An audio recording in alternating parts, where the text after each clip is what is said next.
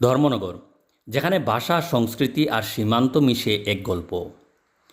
বাংলার সঙ্গে সিলেটি, এই দুই ভাষার মিশেলেই গড়ে উঠেছে ধর্মনগরের আলাদা পরিচয়, যা বরাক উপত্যকার সঙ্গে তৈরি করেছে এক গভীর সাংস্কৃতিক বন্ধন।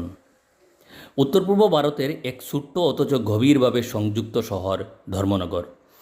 ত্রিপুরার উত্তর প্রান্তে অবস্থিত এই শহর শুধু মানচিত্রের একটি স্থান নয়, বরং এটি এক জীবন্ত সাংস্কৃতিক সেতুবন্ধন।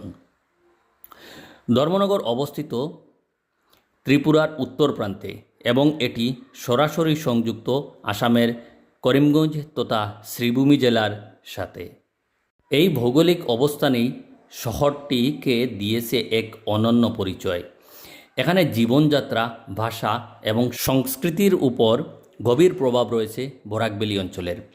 বাংলার পাশাপাশি সিলেটি এখানে দৈনন্দিন জীবনের অংশ, যা এই শহরকে করে তুলেছে এক জীবন্ত ক্রস কালচার স্পেস।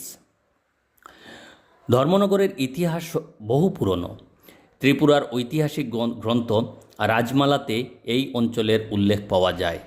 ধারণা করা হয় ধর্ম নামের কোনো প্রাচীন শাসকের নামে থেকেই ধর্মনগর নামের উৎপত্তি। দেশভাগের সময় এই অঞ্চল অনেক পরিবর্তনের মধ্যে দিয়ে গেলেও তার ঐতিহ্য আজও সমানভাবে টিকে আছে। ধর্মনগর হল সংস্কৃতির এক মিলনভূমি। এখানে বাঙালি এবং বিভিন্ন উপজাতীয় সম্প্রদায়ের মানুষ একসাথে বসবাস করে। দুর্গাপূজা, কালী পূজা, গড়িয়া পূজা সব উৎসবই এখানে সমান উৎসাহে উদযাপিত হয়।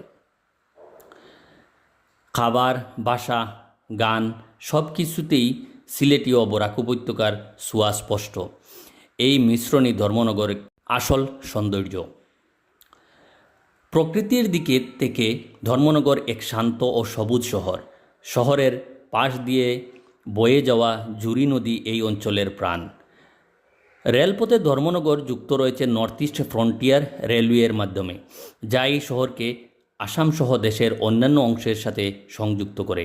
এছাড়াও ধর্মনগরের নিকটবর্তী কৈলাসহর বিমানবন্দরটি বহু বছর ধরে বন্ধ থাকলেও সেটি পুনরুজ্জীবনের উদ্যোগ নেওয়া হয়েছে, যা ভবিষ্যতে এই অঞ্চলের যোগাযোগ ব্যবস্থাকে আরও উন্নত করতে পারে। আজকের ধর্মনগর ধীরে ধীরে আধুনিকতার পথে এগিয়ে চলেছে। শিক্ষা, ব্যবসা, যোগাযোগ ব্যবস্থায় শহরটি উন্নতির দিকে এগোচ্ছে। তবুও এখানকার মানুষ এখনও ধরে রেখেছে তাদের সরলতা, আন্তরিকতা এবং ঐতিহ্য, যা এই শহরকে অন্যদের থেকে আলাদা করে তোলে।